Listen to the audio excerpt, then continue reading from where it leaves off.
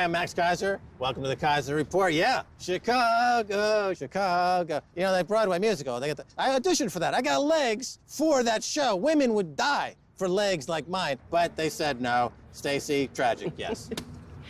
Wow, that's really disturbing. So I've got some headlines I'm going to give the audience, which will hopefully erase that image of your legs out of their mind. We're still in Chicago. This is Obama's hometown.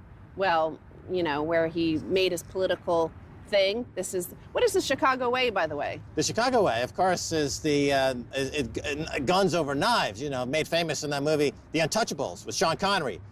You know, and they were on the bridge, and they were discussing how to get Capone. And they said, he comes at you with a knife, you hit him with a gun. That's the Chicago way, you see. So it's all about that. It was a mafia-run town. It's still, some say, a mafia-run town, but it's the political mafia. They replaced the Tommy gun with the derivatives market, essentially. So an S&P futures contract is the new Tommy gun. Well, they also replaced it with their pension funds that are underfunded. That's the St. Valentine's Day massacre. They took all the pension accounts, they lined them up, and they shot them down by this guy, Rahm Emanuel. He's like the Al Capone of pensions here in Chicago. Yes, he's the mayor of Chicago. And so I want to talk about the police, because there was an interesting report in Mother Jones, and it's about looking at the police across the U.S. And, you know, this has become a big issue, how they're shaking down people all over the U.S. Even like the nation of Canada is warning their citizens about having too much cash when they drive because police might take it there. So here's the headline: police shootings won't stop unless we also stop shaking down black people. The dangers of turning police officers into revenue generators. And it is quite important, of course, for Chicago, because it is the police pension fund, which is one of the most underfunded. It's only 25% funded. So when they go looking for money, they don't go for like taxing trade, like the Tobin tax on all the exchange, like the churn on there. They go looking for the least capable of lobbying, the least powerful people in society. Scapegoats? Yes. That's right. They start shaking them down. So they start off with that guy, Walter Scott. He was shot dead in North Charleston, South Carolina. Remember, shot in the back by that police officer, and who pretended that there was actually a scuffle, and that he shot them during the scuffle. But the video from a bystander showed that the poor guy was running away, shot in the back. And they said, maybe the question to ask is, why did Scott run? The answer came when the New York Times revealed Scott to be a man of modest means, trapped in an exhausting hamster wheel. He would get a low-paying job, make some child support payments, fall behind on them, get fined, miss a payment, get jailed for a few weeks, lose that job due to absence, and then start over at a lower-paying job. From all apparent evidence, he was a decent schlub trying to make things work, and a system engineered to make his life miserable and recast his best efforts as criminal behavior. Well, you're opening up an enormous, you know, can of worms, I guess you could say there. You're saying basically that cops who are out of money have scapegoated blacks and are killing them in the streets and shaking them down for a few nickels and dimes. I mean, that's a pretty outrageous charge. But in a city like Chicago, it seems like that's exactly what's happening. They've targeted the black population. They're assassinating blacks in the street. Well, why are they doing that? It's not actually in Chicago yet. This will come to places like this. What the study shows is that mostly small towns across America, where they don't have the job base, the income base, the property base to tax enough to afford their pension funds, their sort of vehicles for their police department, their buildings for the city hall. So if there's only 4,000 people living in the town, they don't have a huge enough income base to tax and afford the luxury of a nice city hall and limos for Rahm Emanuel. So they say, you know, one begins to see that lurking beneath this violence that you see across many smaller cities, New York. So, for example, you walk across the street here, and I did ask when I arrived, am I allowed to cross the street in the middle of the street, not looking for a crosswalk, i.e., am I going to get a jaywalking ticket? And they said they've never heard of that. In New York City, you don't get a jaywalking ticket, but in Ferguson, Missouri, you get a jaywalking ticket. And that's how that kid that was shot in Ferguson, he was jaywalking, and that's why he was stopped. So you see across America, the police confrontations with the poorer people who are actually out working or walking across the street. They're the ones being attacked. So they say beneath the violence is a fiscal menace.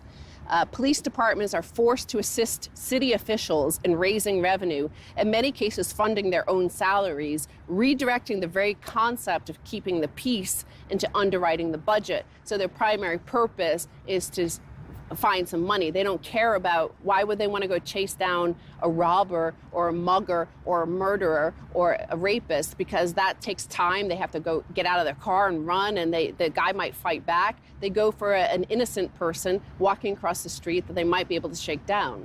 Well, I'll give you a little anecdotal insight into what you're talking about. You know, we're staying at an excellent hotel here in Chicago on Lincoln Park. Yeah. And I walked into the lobby, and there's a stack of books on a coffee table. And the biggest book at the bottom of the stack are pictures by Norman Rockwell. Norman Rockwell, of course, artist, Saturday Evening Post, who captured Americana in the 50s particularly, and the image of cops being the friendly guy, having a milkshake with a kid at the soda pop. Yeah. And so what we find is that here we are in 2015, and the cops have become like the worst stereotype of cops in Mexico, shaking down people on the highway for a few bucks, because they're being disenfranchised by their government and by corporations and the elite, who feel that it's not really in their best interest to have a functioning society. Yeah. So they just, it's become like a Clockwork Orange, isn't it? Where you've got the droogies, the ultra-violent, on the street. They're just beating people up, and there's no control whatsoever. And the crony capitalism is running rampant, and guys like Rahm Emanuel personifies that.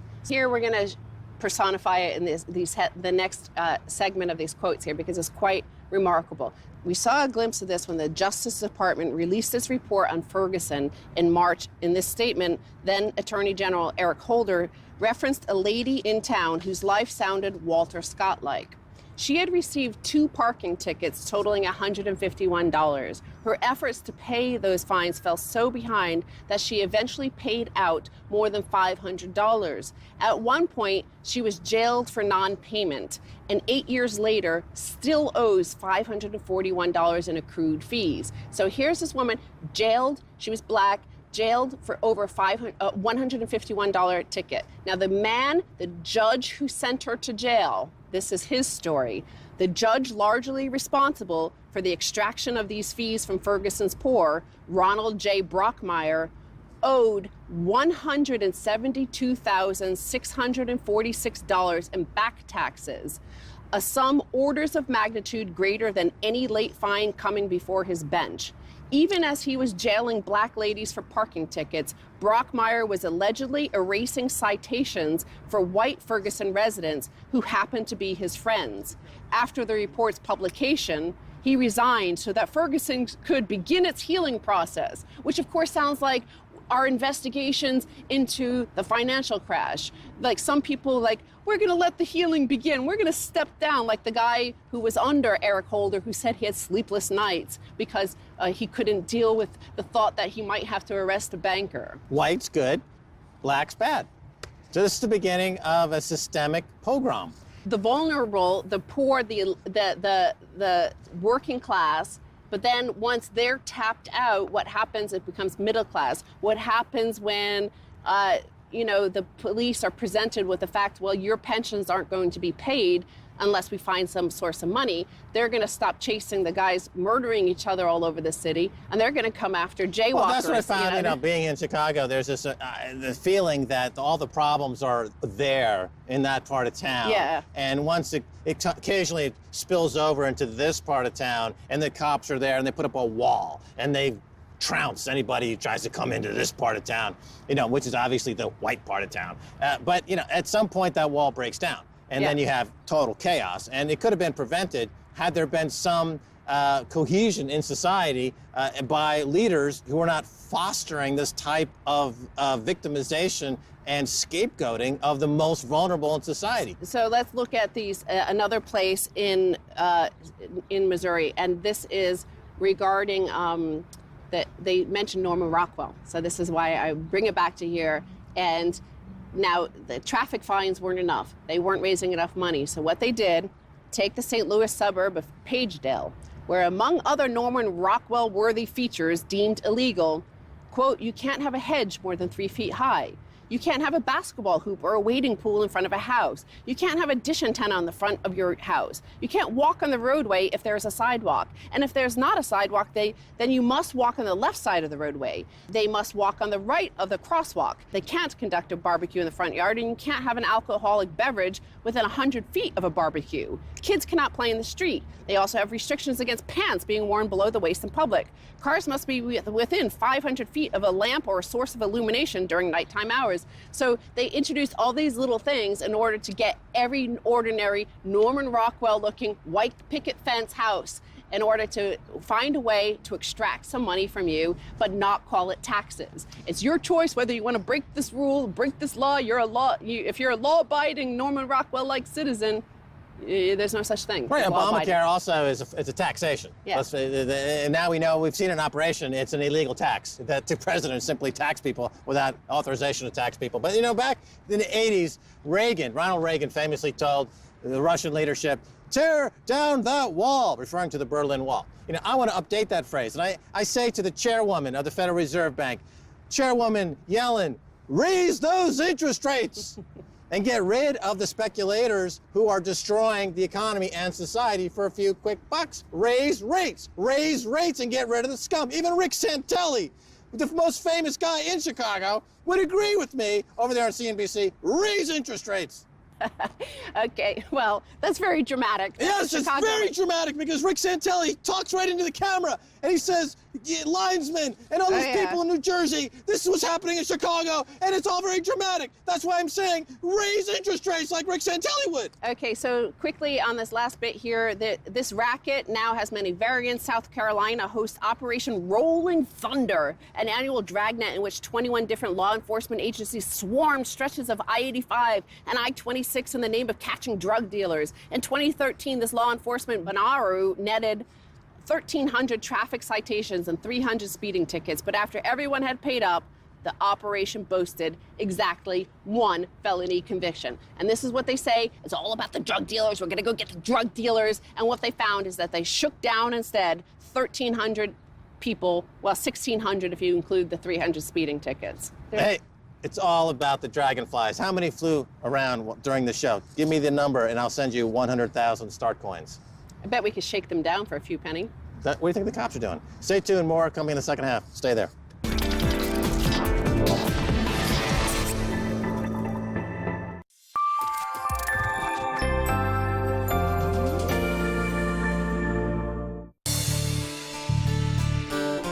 We have 3 times as many people die every year from prescription pills versus heroin, cocaine, and methamphetamine combined. We turned the corner on drug addiction in the United States.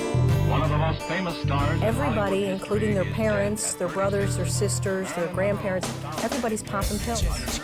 I was addicted to Oxycontin and Opanis, 40 milligrams a day, along with Dilaudid, 4 milligrams, 6 times a day. I was taking Norco.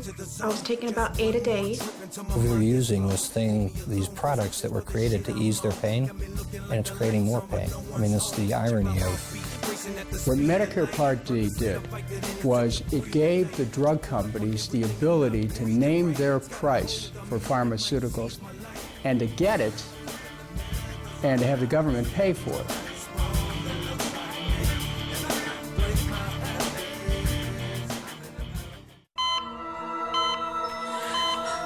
Для нас это была последняя попытка завести собственного ребенка. Where the birth certificate will have the name of the genetic parents and not the surrogate. The surrogate has no right over the baby and has no duty towards the baby. It does seem like a meat factory. It looks as if we are going shopping and we are paying and we have an invoice and we have a baby.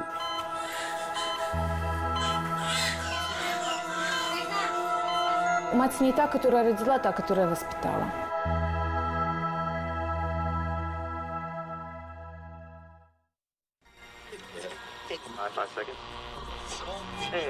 Over the mic is all fuel to go. Did you know the press is the only industry specifically mentioned in the Constitution? Stand by. That's because a free and open press is critical to our democracy. Track Alpha. Roll Alpha. In fact, the single biggest threat facing our nation today is the corporate takeover of our government and our press.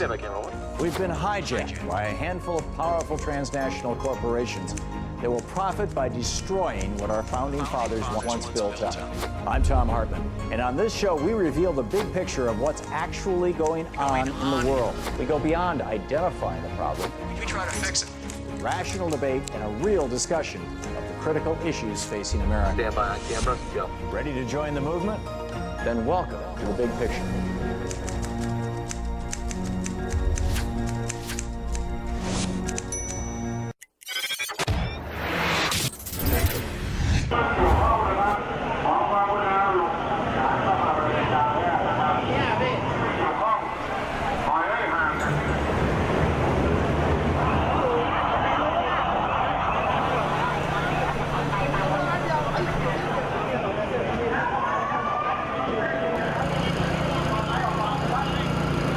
Speak up, though.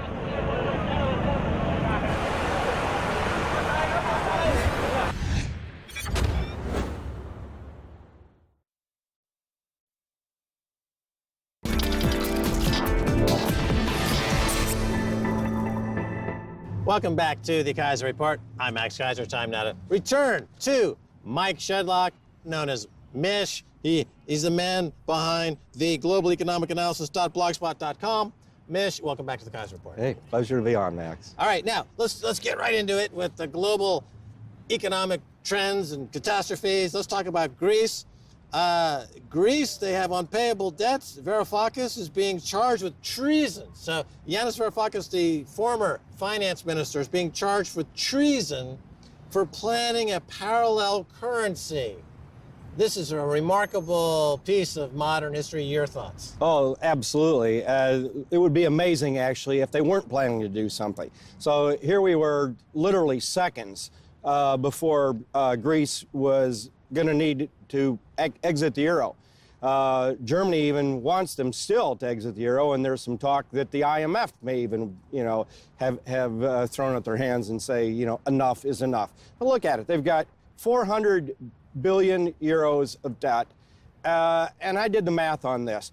The latest deal says they need to run a capital surplus of about 3% a year. Well, if you divide this out, it's going to take 50 years for them, assuming that they run this surplus from now until doomsday, and it also assumes zero interest on the debt. And of course, the interest rate is not zero, and of course, they're not going to get 3% forever. So anyway, they were literally right on the verge of Greece being kicked out of the Eurozone, so they had to have a plan.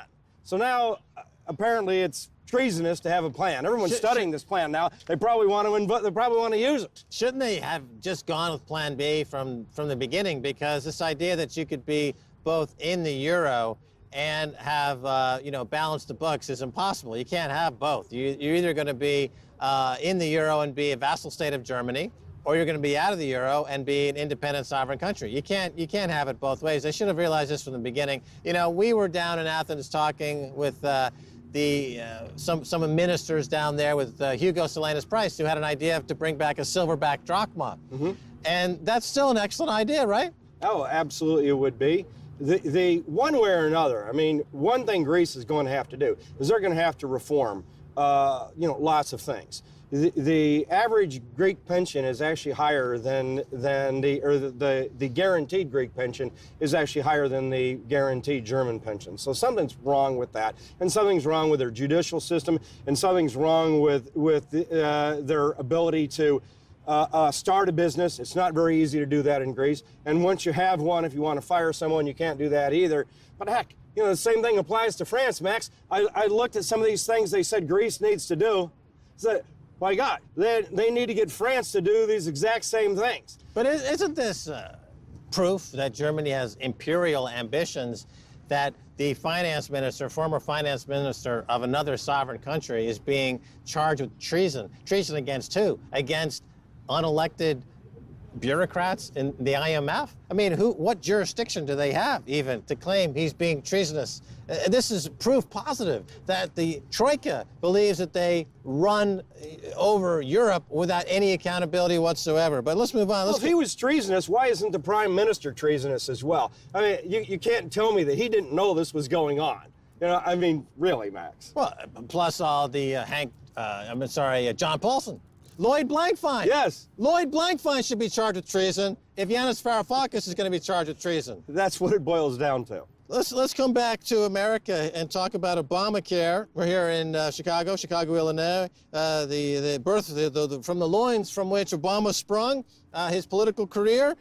We're seeing premiums jump in Obamacare and the emergence of healthcare oligopolies via mergers like the recent Anthem-Cigna merger. What's going on? The amazing thing here, Max, is economists actually can't figure out why consumers aren't spending the money they're saving on gas because gasoline prices have come down. Well, they are spending it. They're spending it on health care, and rent prices are soaring, and both of those are, you know, and I know, it's underrated in the CPI. So when they're saying that the CPI is zero, you know they're not measuring these things right. Well, you know what it is, you know, I don't know, but these things are clearly underrated. But anyway, these economists have this idea. Also, they have this idea that consumer sentiment, which has like been really high, as they say, well, it translates that, you know, consumers should be spending more.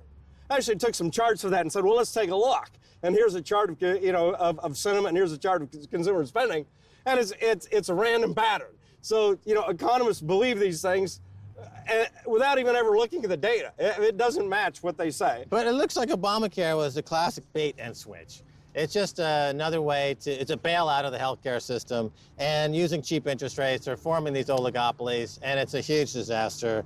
But, you know, Mish, Shedlock, going back over the past 10 years or so, there was, going back to the 2007-2008 financial crash, there was this really a debate that emerged online. It was the topic of the day, this inflation versus deflation debate.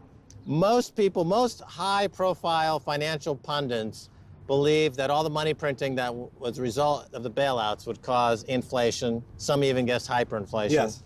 You and maybe Steve Keen, but principally you, were on the front lines very accurately saying this is going to usher in deflation.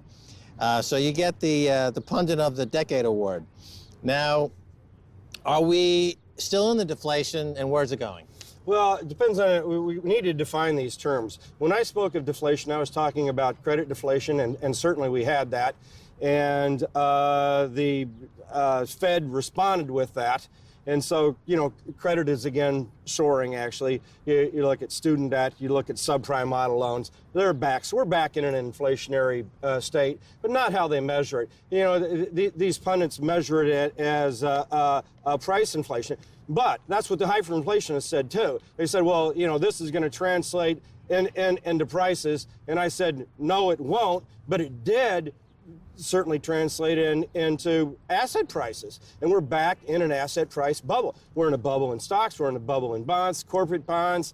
When those bust, we're going to have another round of credit deflation, which is what I said. I thought we were going to go in and out of these credit deflations, you know, over time. So to kind of give the perspective here. So in other words, the rate at which bonds were collapsing was greater than the rate of money printing, and the result was a net deflation. Yeah, well, the value of the debt on the books of banks collapsed. That's faster. Yes. In a fast way. So the theory was we're going to print lots of money, and we're going to get escape velocity. We're going to cause prices to go up, and wages to go up, and taxes to go up, and we're going to get enough money to pay off the debt.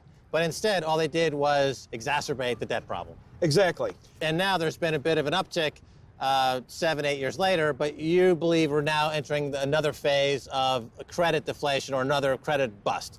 Yeah, and this next one might be global, and we can look at places like China, where we've had, you know, a recent stock market turmoil. And that was another interesting one. You know, economists said, well, the change in the souring of consumer sentiment was related to the China, the average guy in the U.S. isn't following the Shanghai stock market. And the most ridiculous thing about it was that bust didn't even start until June, whereas Gallup's measure of consumer sentiment has been trending lower all year. So supposedly something that's been trending lower all year was a result of something that happened in June.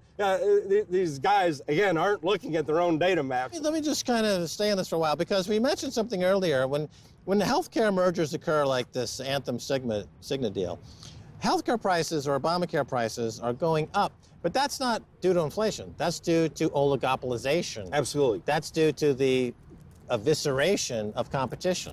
Well, it's everywhere the government has had their hand is the places where we've seen it the most. The cost of education, the housing bubble. You know, we need affordable houses. You know, that's you mentioned earlier that horrid word. The housing, the standards in education have been degraded, but that you can make the case that a large part because of the subsidization of the education market through Sally Mae and other underwriting programs of the government that make the education process one of ticking boxes to get the free government handout. So they just give every student an A because somehow that keeps the money flowing from the government, and you completely lose track of what you're there to do to begin with. Oh, great inflation, but you know the big one is just the pension promises of that we've made, you know, to teachers.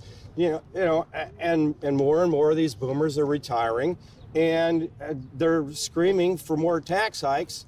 You know, what is the average millennial, you know, who's just now out of college, you know, getting for all these tax hikes? And these are the ones that, to go back to return to healthcare. These are the ones, the young people, the healthy people. They're the ones subsidizing, you know, all the boomers growing old. They're the ones subsidizing. They're the ones, and they're stuck in student debt. They're debt slaves. They're debt slaves. They're white slavery. It's white slavery in America. We have made debt slaves out of generation of debt slaves. The question, when do they revolt? Stop the millennials. Stop watching this show and get back to feeding your debt. You're wasting my time. Now, let's talk about oil prices. We have about a minute left. They've been absolutely hammered. The rig counts are not doing the right thing. Saudi Arabia appears to have declared war on U.S. frackers by increasing production. And so the fracking industry in America, it only makes sense if the oil's at $80 a barrel or higher, but it's nowhere near $80 a barrel. Is that an accurate statement? Do you agree with that? Do you see that happening? Your thoughts? I don't think they're doing that. I think it's just a matter of revenue. They want to increase revenue. Certainly there's... But they make more revenue at higher prices. If you have a cartel, the idea is to keep prices higher. When America said we want to be the Saudi Arabia of gas... They all cheat, Max. They all cheat. Sure, but they still have a tremendous influence on those prices. And but my point is that by taking the U.S. out of the fracking industry, they're going to sacrifice revenue today to maintain market share for the next following decades. You don't see that happening? I don't know. Fracking has other problems. We're depleting the groundwater table. You know, does it make any sense, fracking? Because in the UK, they want to start fracking. If you told the people in the UK, should they frack or not frack, does it make any economic sense to frack, yes or no? Well, you got to look at what it's going to do to the groundwater table. I've not looked at them in the UK. You know, they're but fracking. It's dangerous. It is dangerous. It's carcinogenic. Especially in some, there's a lot of structural damage that's been caused to houses, and but you use that. But all word. those fracking, the debt it stays forever, but the revenues dry up quickly. Those rigs don't, the wells don't last. Well, the environmental carnage goes on and on and on. So they go in, they do damage, they cause this. You know, they deplete the groundwater as part of the fracking process. All right, Mish, we got to cut it off there. Thanks so much for being once again on the Keiser Report. Pleasure to be on the show, Max. That's going to do it for this edition of the Keiser Report with me, Max Keiser, and Stacy Herbert. I'd like to thank our guest, Mike Shedlock, or Mish. He's at globaleconomicanalysis.blogspot.com. If you'd like to get in touch, tweet us at Keiser Report. Until next time, bye, y'all.